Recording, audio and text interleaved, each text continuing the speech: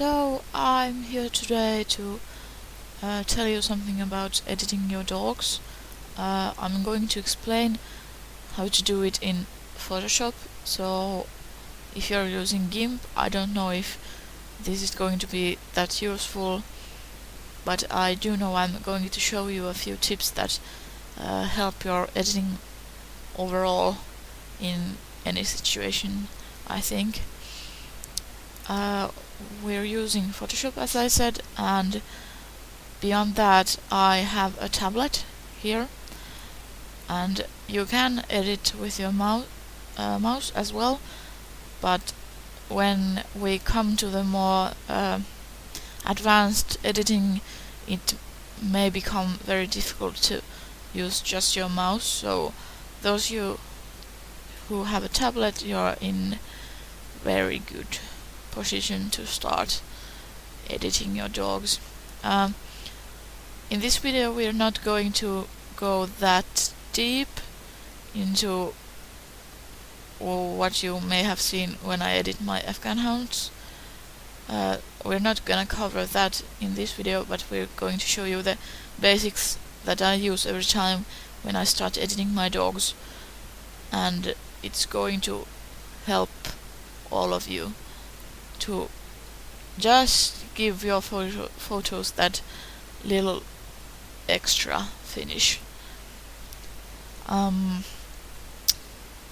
So we're going to take head on to lighting, and I'm going to show you a few ways you can edit the lighting in Photoshop, the ways I do it, and other ways you can do it. It pretty much depends how you like to do it, so there's more than one way. I'm going to help you understand using layers. Using layers is very critical when editing more advanced stuff. So if your dog has very much fur, you need to use layers so you don't smudge either the background or other parts of the dog when you don't want to. And we're going to go over smudging. So here's the smudge tool for Photoshop. We're going to use it, and I'm going to tell you a few tips how to use it efficiently. Add and remove. Few tips how to add something to your dog that isn't possible in the game, and when you need to remove something. For example, I can't get my Afghan hound's tails thin enough in the game, so I need to edit it later. And finally, blur and sharpen. Some little effects that may do a great deal when you edit your pictures. Especially sharpen is in long coated dogs. It's very crucial to have the fur look more realistic and show more of the strands of the fur, either than just being plain, looking like just one big piece of fur. Then sharpen helps us to get the individual strands of fur showing. So I think we are going to take on with this basics. You have your picture. Whenever you're editing, I strongly suggest you use a large picture. So Sims 3 doesn't give you the best possible size with pictures, but you can do something about it here. We have image and image size. We don't want to stretch the picture with pixel dimensions here, because it smudges the picture in in an unwanted way. But what we can do is raise the resolution of the picture, which increases the amount of pixels per inch or centimeter found in the picture. And I usually raise this to 300. It makes it very big, and those of you who have a computer that doesn't run large files as well, you can do this in the smaller version of the picture as well, but this just helps us to get those little details that we want. I'm going to right away create a duplicate of this basic picture, so I'm going to right click the layer and duplicate, and click OK. So now if we do something to this picture, this layer above, we still have the original backup here. I like to do a lot of backups of my layers, so I don't have to go back and undone many actions. First of all, I see that this picture is very heavy lighted, and I want it to be more not so bright. So I'm going to choose Image, Adjustments, and Curves. This is my way of adjusting lighting pretty much always, and when we grab this line here and pull it down, it darkens the picture, and when we pull it up, it brings more light to the picture. And we can add multiple dots to this line, so we can play around, and as it says here, curves, we can make a curve that emphasizes the picture just right. So I'm going to this one's tricky. You just you will learn to use this just playing around with it.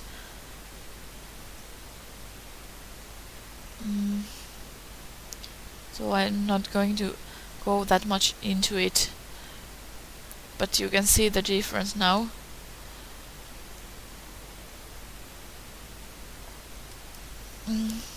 Other ways to adjust the lighting is here in Image Adjustments. There are a lot of options that enable you to adjust the lighting. Brightness and contrast is kind of quite basic way. You can add more contrast to the picture. I mean brightness, or take it out, and you can add more contrast or take contrast out of the picture.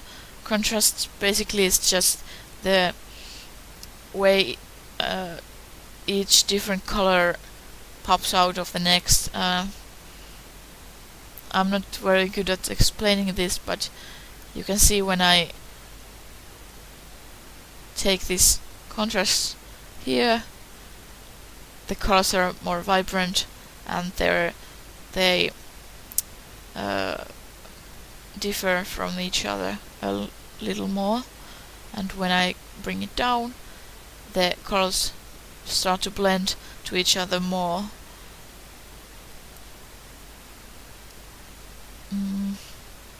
I'm not going to use this, but this is a good option if you find using the curves a little troubling. There are also levels.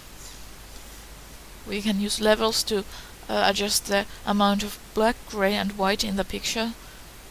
So if we add black, slide this to the right, this black cursor, then the picture becomes more black. And if we slide the white down here, you can get more white to the picture, and this gray is just here to do some adjusting in between black and white. Yeah, that's this is not probably the best possible example picture, but at least I get to play around with it. I want a little more vibrance in the color. This Afghan hound is red, and I want her back to be more red, so I'm going to add a little vibrance to the picture. It's very bland, so I'm going to use a lot of vibrance, and saturation is another tool to either take away the color or add to it. We don't want our dog to be yellow, so I'm just going to notch this up a little bit to get that lovely color. There are a bunch of tools here in adjustments that you can use to edit your pictures, lighting and color balance. So I just suggest you play around with these a little and find which are best for your interests. I use curves alone usually to achieve that desired look. I think I don't like what I did with the vibrance here, so I can you can either press Ctrl Z to change around the action, or you can use, if you have history here, I usually just click above the previous action. I do want more color in this. The shortcut for curves is Ctrl M, and I'm just gonna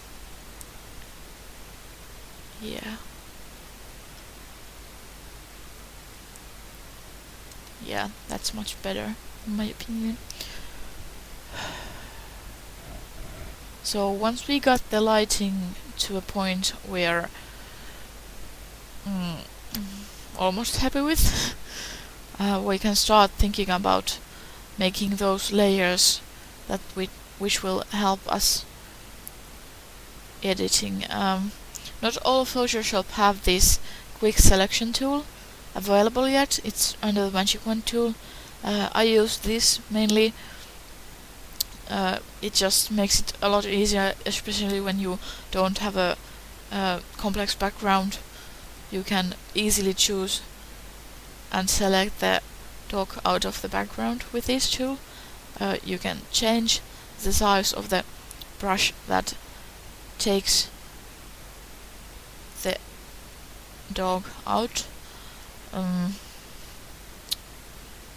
But I usually use quite small brush for this.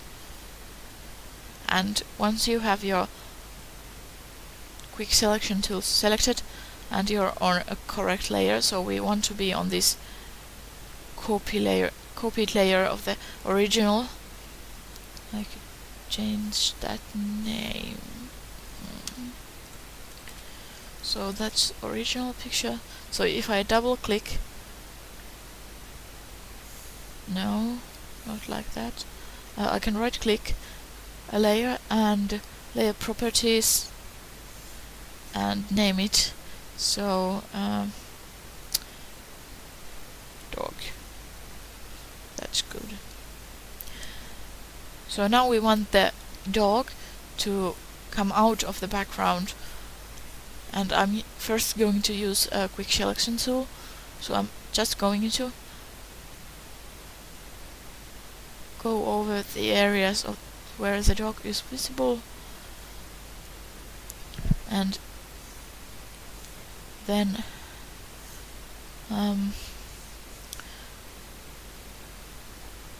I definitely recommend zooming in when you have pots like this.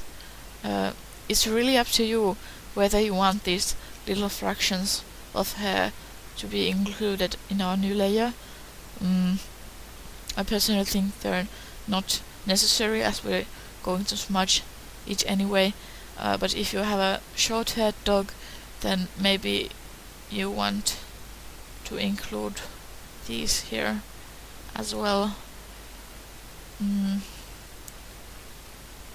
Yeah.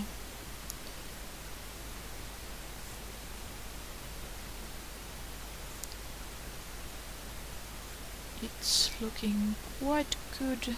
It doesn't have to be perfect, we can always edit it afterwards. And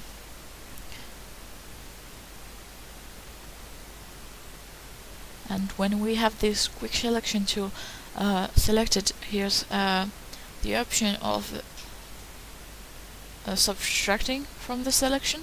So if we go over the picture and choose something we don't want to include in the next layer, we can subtract it by pressing Alt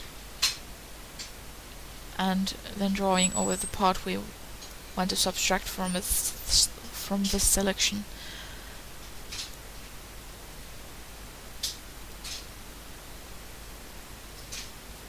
And you don't have to use those shortcuts, you can just simply press here for the subtracting of the selection and go back to when you want to add to it.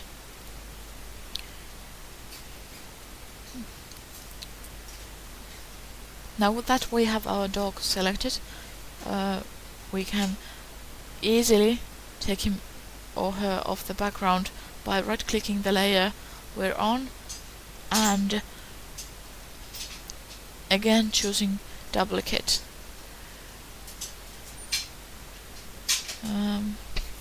Yeah.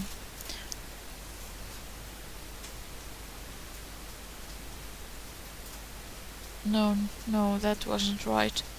I'm so used to using my shortcuts that it's kind of difficult to know where where the actions really are.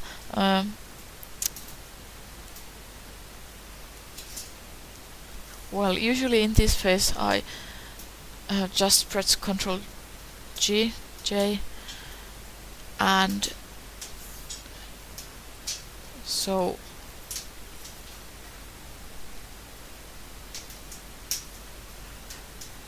this means the selection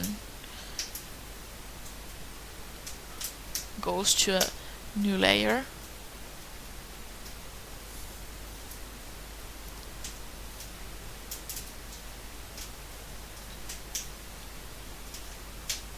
So now when we hide these previous layers, we can see that the background in this new layer is transparent.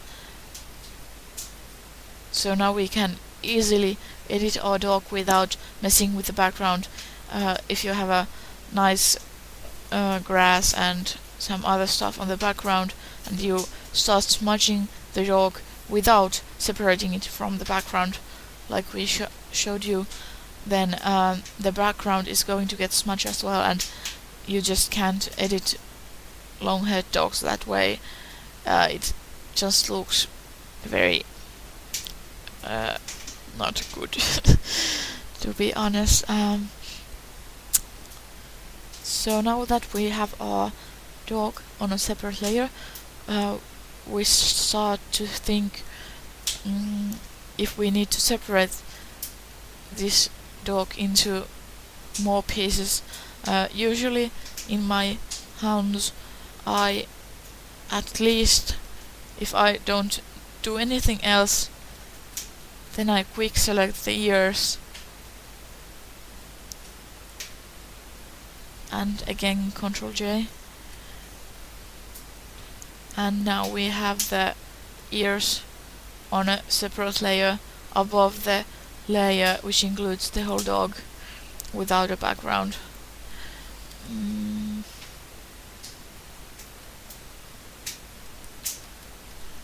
No background. And ears. So you can either double click the name of the layer to rename it, or right click and choose those layer properties. You can rename it there as well. Something we need to do at this point, or we should have done earlier, is save our file. It's quite crucial when you're especially if you're working a long time with a picture. You don't want it to disappear when the program crashes or something else happens. So file and save as, and I'm just going to go to the file where each picture of this dog is placed, and save it in Photoshop format, as we're going to edit it later on. If we pack it in JPEG, then all the layers will disappear, and we don't want that at this point.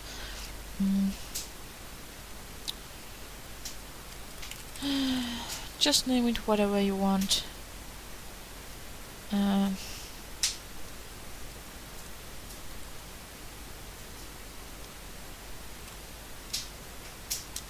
Save.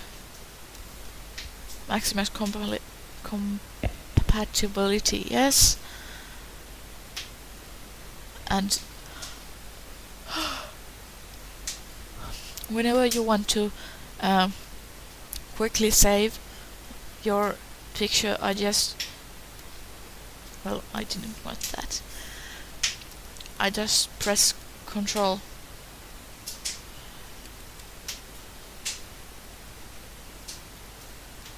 and S. I literally spam this combination all the time. I pressed a lot because I've drawn with Photoshop and with my tablet a lot. It's kind of a compulsory to. I just need to press the Ctrl S almost every 5 seconds. But it's good if my program crashes, then I have saved the file and I don't lose any crucial changes I've made previously. In Afghan hounds or other dogs which have a lot of fur, I usually recommend separating the legs as well. It just makes it easier once we start smudging. So back to the no background layer of the whole dog, and yet again with quick selection tool. No. Well, it just wants to add these ears now. So at this point we can do what we did before. We can subtract these selections from what we're doing now. We don't want the ears on a different layer again.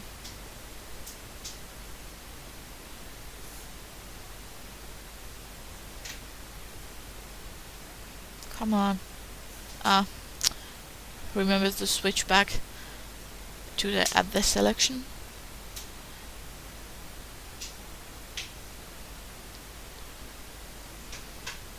It easily does this as the colors are similar to each other, but yet again we just subtract the part we don't want to include.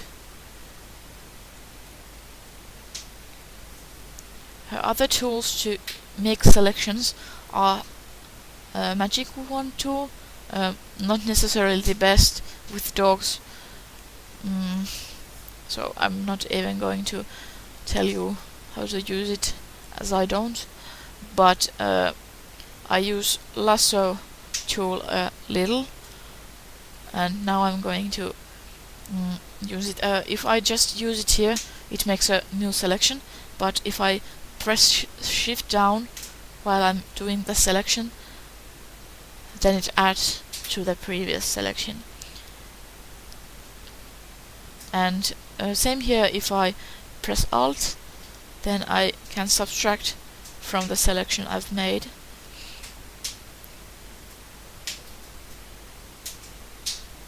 And yet again Ctrl J and rename left leg,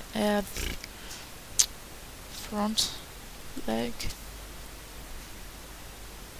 I'm not going to do the back leg because they're so aligned that there's going to be so much fur. It becomes almost unnecessary. Well, it does become unnecessary. The back leg isn't going to show behind all the fur.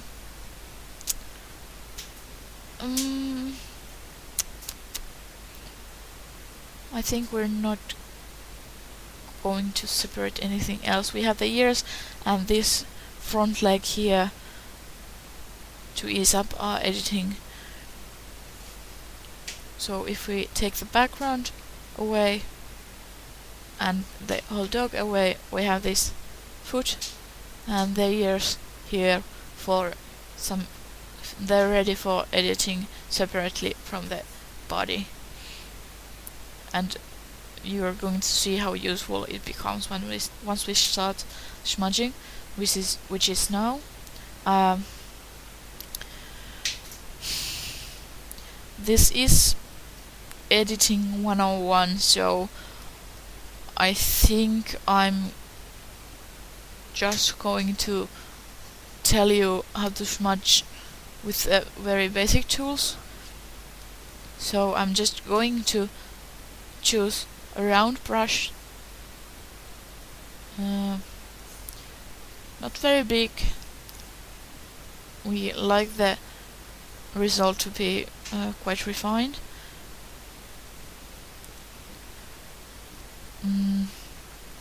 So smudge tool and choose a round brush. We're going to set the strength up to 95. At this point, it enables to make a very strong smudges like this. If we have it on a lower strength, then it doesn't go that far with the smudge. I start with very high strength because I usually have a lot of fur to edit, and we're going to do just the same. So high up on strength, and usually I strongly recommend with fur breeds which have a lot of fur to use some reference pictures to help you make it as realistic as possible. I for one have this reference picture for this particular bitch, and we can keep it here as a little helper.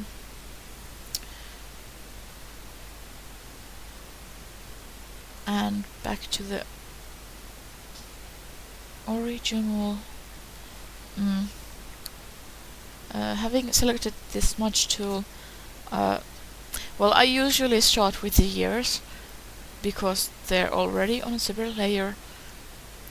So, and we see we need a lot of length to them. So I just start smudging. I press down here, middle of the ear, and bring it down. Press the whole time.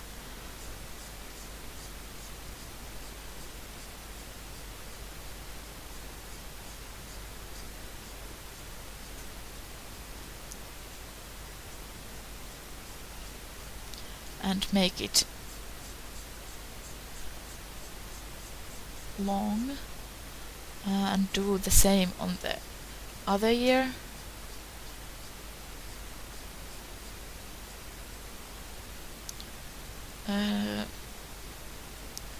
Well, now I'm going to smudge a little over her face, but I'm going to erase it once I've smudged this ear enough. Another good reason to have things on separate layers is you can do something like this and it doesn't really affect the result.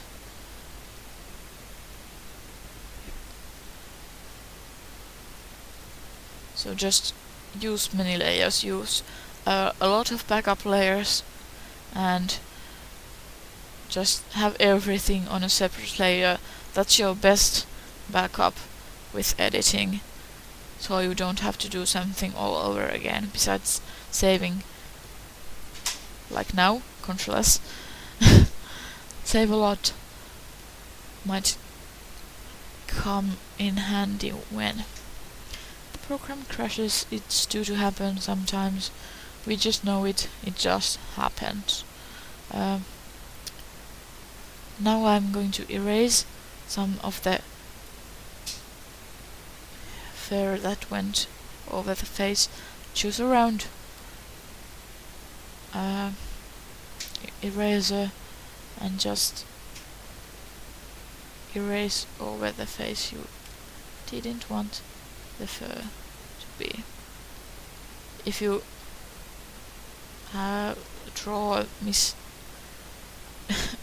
a line somewhere you don't want to, the quickest way is to press Ctrl Z to just get rid of the line and redo it.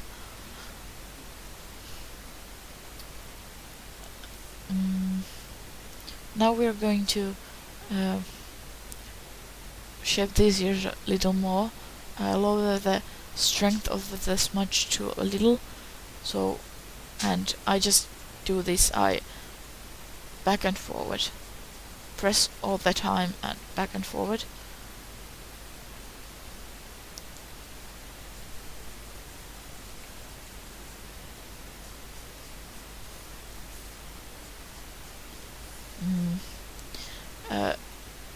If sometimes the part you're editing becomes too translucent, you can duplicate the layer, Ctrl J, and have a duplicate of the layer, and I usually merge these two together right away. So select them both, click one layer and shift, and click other layer, right click and merge layers. So now we have them on a same layer again.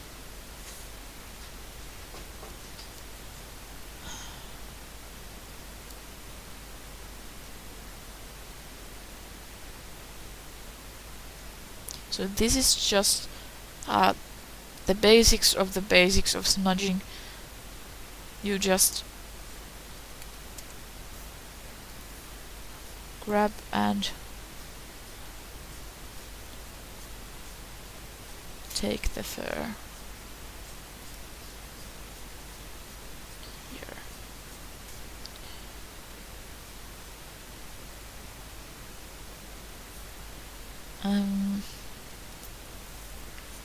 I'm going to show you a little editing of this leg as well, as we separated it on a different layer. So in example, if I do something on the layer below, the front leg layer, it doesn't come visible on this leg. It comes very useful when we want to edit this leg that's farther away from us. So if we just edit it a little, add strength to be more efficient.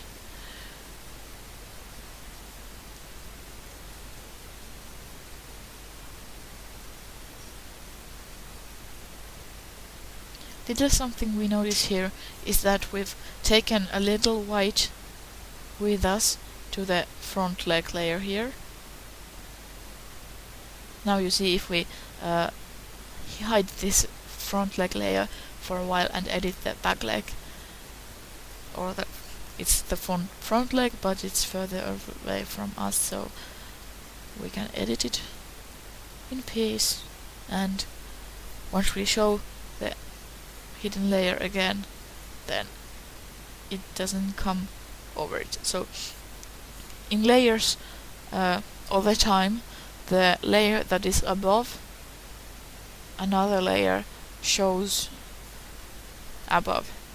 So if we change these, then the front leg layer is below the dog layer without background, then it also shows that it's not above it, but we want it to be above it, and as I said, it took a little white with it when we duplicated the layer of the leg, so we can just choose our eraser and the front leg layer, and before we start editing, just go erase some of those whites.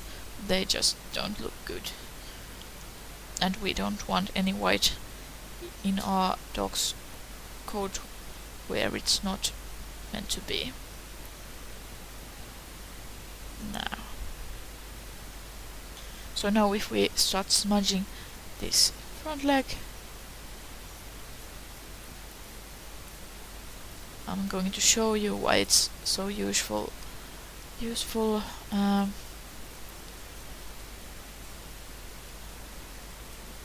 And for that I'm just going to smudge a little down here, not the whole leg,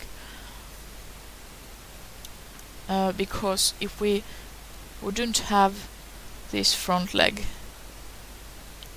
layer and we'd want to smudge the hairs on the dog's tummy, then this would happen, and we wouldn't want that because then it wouldn't look as good.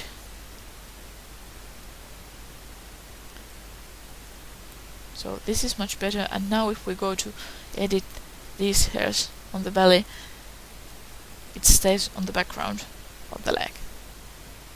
Very useful. When we want to keep our editing clean, this is what we want.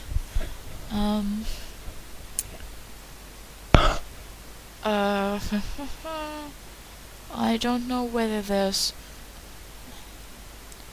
not that much to smudging.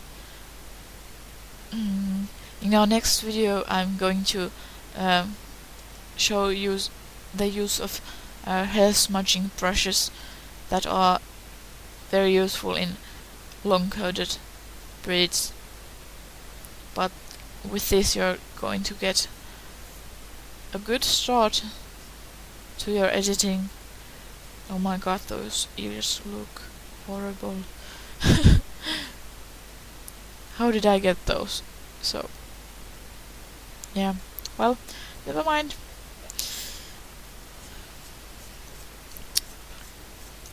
And you just edit and smudge once you're almost happy, which you probably never will be, or at least I won't be.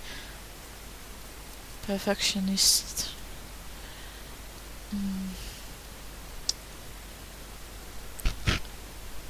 But I'm going to go over one crucial part of editing your dogs more realistic.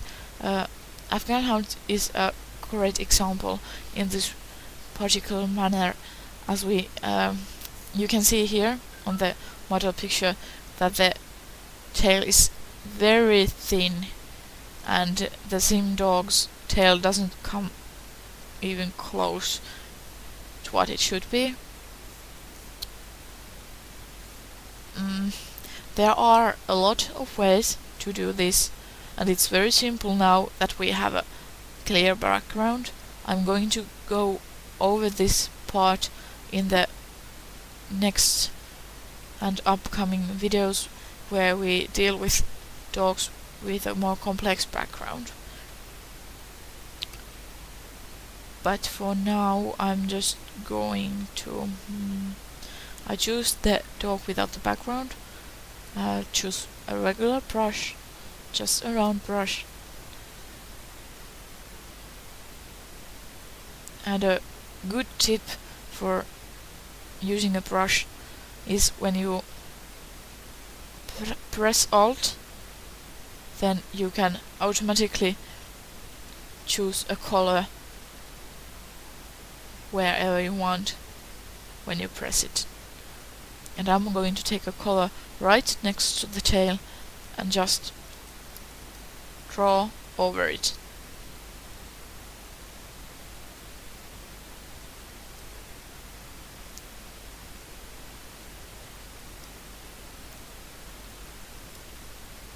So this is the part where we edit the shape and we remove parts of the dog to make it more realistic.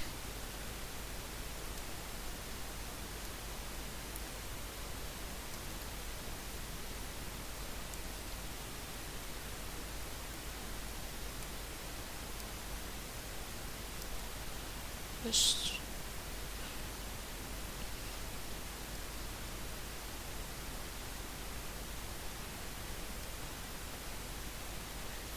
thin.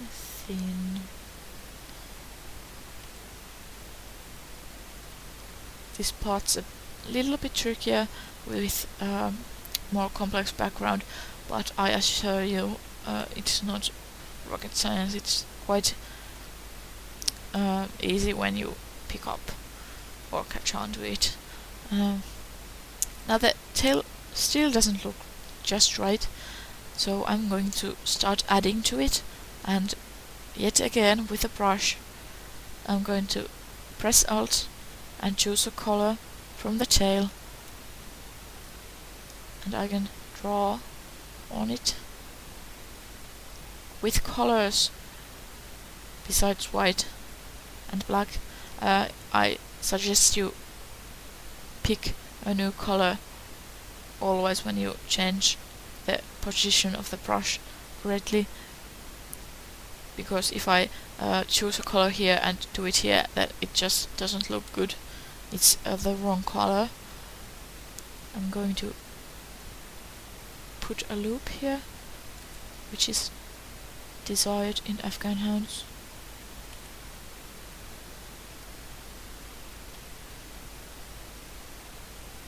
Like so. Choose the eraser. No, not the eraser. Brush.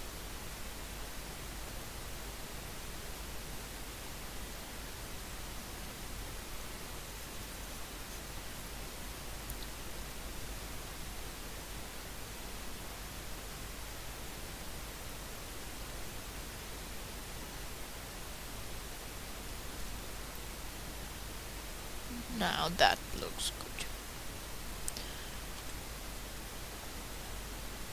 And yet again, also the tail needs smudging.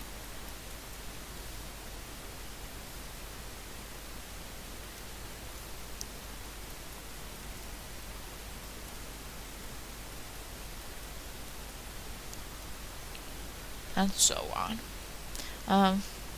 Here on the example picture we see that the lighter fur comes much higher than in our sim dogs picture, so we can address this either by smudging the lighter fur up here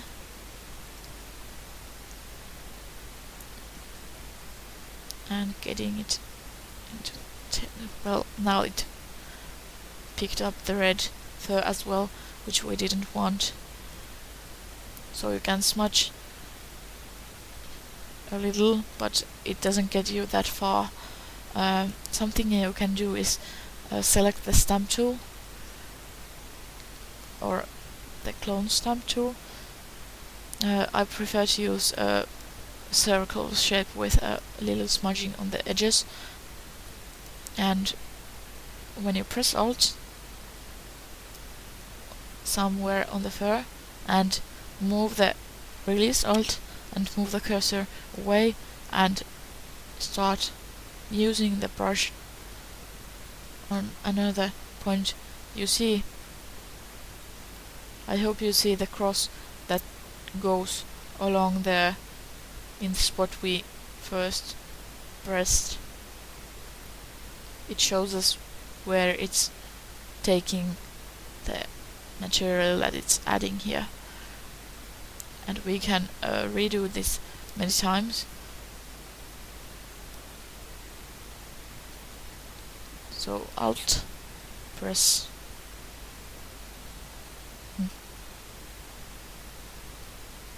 Usually my computer doesn't lag this much. I think it's the screen capture program. Come on. Yeah, anyway, but this helps. You can also just go and use lasso.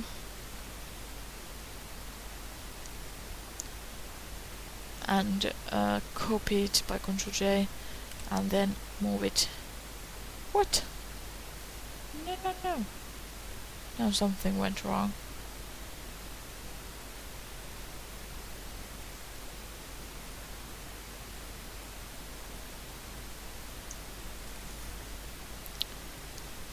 Yeah, but you can also lasso a part of the fur, Ctrl J, copy it on a layer above and bring it up here.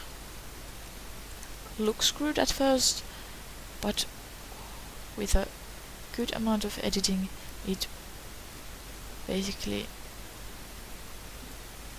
doesn't even show that it's ripped off from the dog's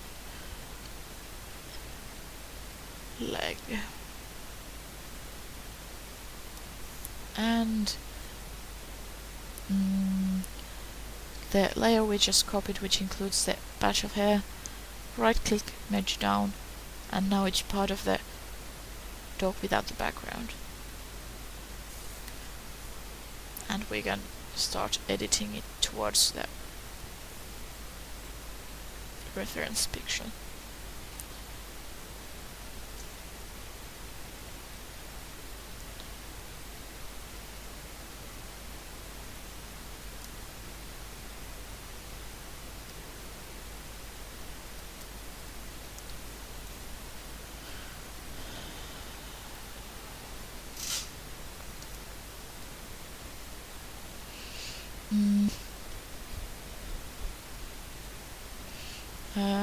Another thing that needs to be added to an Afghan hound is the hip bones.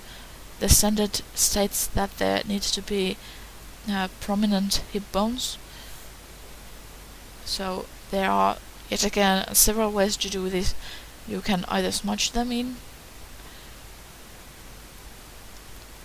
just smudge them, or what I like to do, I actually draw them in. One thing I didn't mention is the settings I use for the brushes.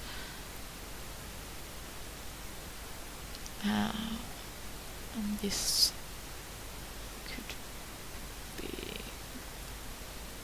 So usually my brushes have shape dynamics and transfer on, spacing very minimum, which when I use my tablet gives me the power to increase the size and the transparency of the brush when I press down on my tablet pen stylus. And while we choose the brush, yet again we can pick up colors by pressing Alt and just draw them in. And this is something that might need some artistic eye, perhaps, and I wouldn't suggest it for all the beginners out there. Smudging works great as well.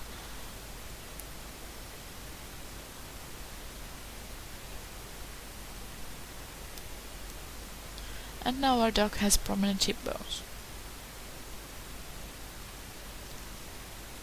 I'm not going to edit all the fur in this dog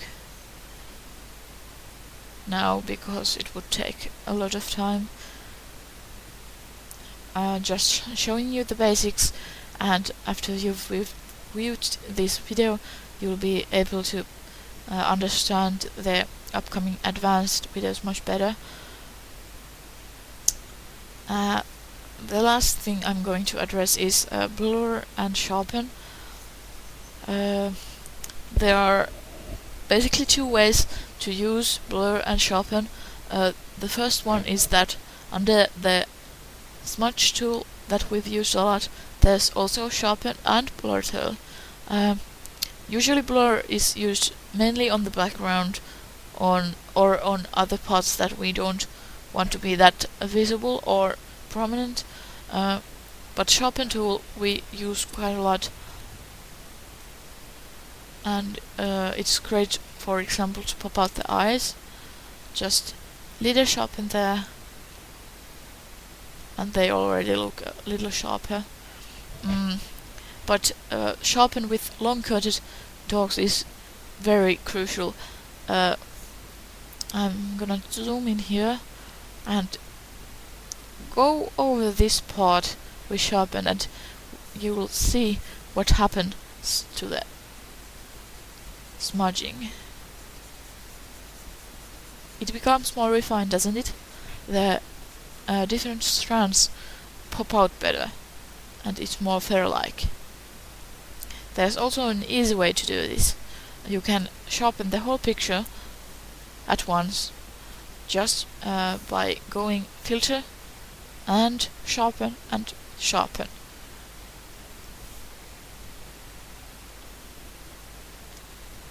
It didn't do much now, so another option, sharpen more. And you can reuse it as it says here, Ctrl F. Ctrl F is the shortcut to using the last used filter. Now, this is one thing you need to keep in mind. You can't sharpen too much. It comes very pixelated if you sharpen a little too much.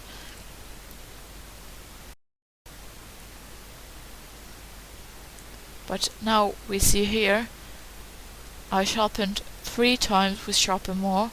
If you have a smaller picture, you don't have to use that much sharpen. Much little will suffice, but this yeah,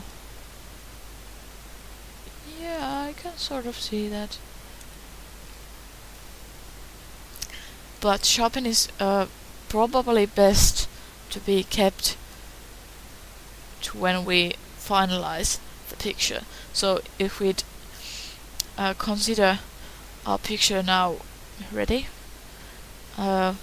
we'd merge these layers with dog parts together,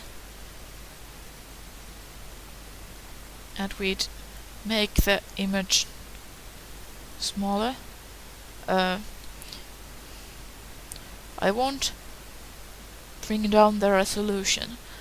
When we raised the size of the image, it was okay to raise the resolution, but when we want the picture to come smaller again, we actually want to keep this resolution, because when there's more pixels per inch, then the picture usually has a better quality to it.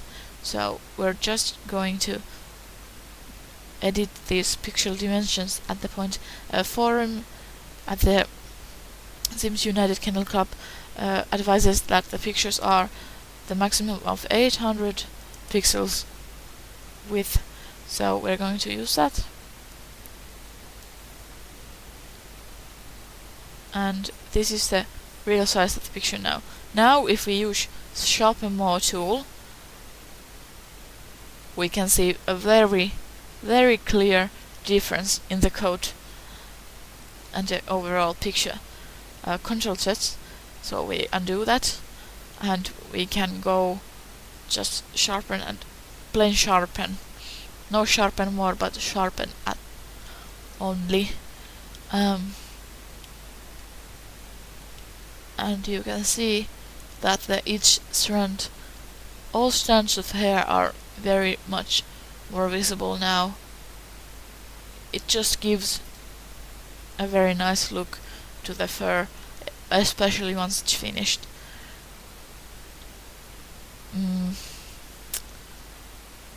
One thing I left out from the editing, and I mean editing shape, when I added the hip bones and shaped the tail, I forgot to mention that you can actually paint the fur on the dog.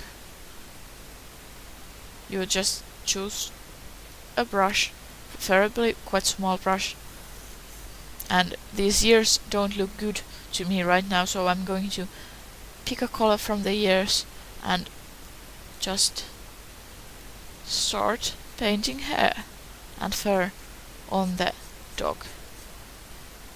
And once I move on, pick another color from the ear. Remember to use many shades and colors when painting on the picture, keeping it more realistic.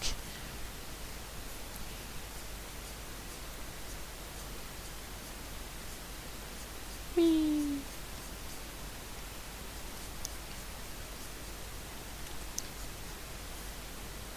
Let's not get carried away with this, shall we? Nah, that's much better. Not perfect, but better. And you can easily sharpen the ears. Now that the body's been sharpened already, it's not probably a good idea to sharpen another time. It makes it a little too crispy already. So using the sharpen tool under the smudge tool, you can just sharpen the ears. That's probably the ugliest Afghan hound I've ever made. But it's for educational purposes, so it's okay. I'm probably going to use this picture in the next video as well, and use more better brushes, and use a little more time with the smudging, so you can actually see what it takes and what you can do to make a very good long-coated dog. But basically the main tips I wanna press here are that you use the layers to your advantage. Really, use the layers as much as you can. They're your friend. And you can actually paint on the picture. Just remember pressing Alt and copying the color where you're painting, so it stays as realistic as possible. And in the end, sharpen makes wonders. Sharpen is the main reason actually why my dogs look that good. I think if I wouldn't use sharpen, then all the furry legs and all the fur would just look like a big blob of hair without any refinement. So if you have any questions, just ask. Sorry for my English, it's not as good as you would hope for, but I hope you understood what I meant in each part. Tell me what you thought of this video, and especially what you would like to see on the upcoming videos, So when I plan those, I know what to teach you then. So with this, hopefully it was at least a little helpful, and see you next time.